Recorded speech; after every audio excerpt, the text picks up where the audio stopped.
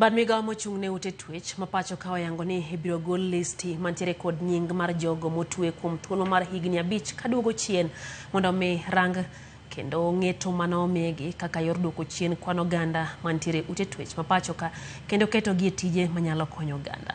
No mawach gi jagor mungiore bad migawo no Salome Biko mano wacho ni gitiyo machiegni gi doho mapacho ka mar siko timo limbe kuonde twech mathurka mondo mi jogo ma otwe nikech ketho matindo omi kum matindo kendo golgi e jela.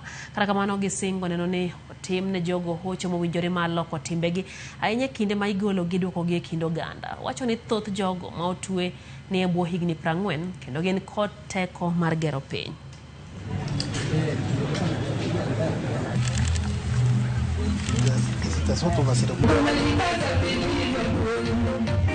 One of the ways we are trying to solve that problem of congestion in those prison cells is through decongestion. And that is why we are working very closely with the Chief Justice so that the probation officers do these reports and so that more of the judicial officers can come, and I'm encouraging them to make it a routine. They routinely come and visit these prisons and embark on that decongestion process. I'm very happy that we have rolled out a very good program.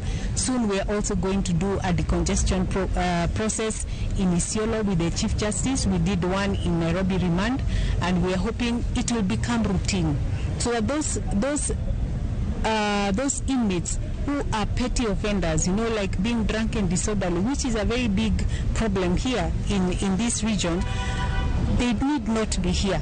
They can serve in the community.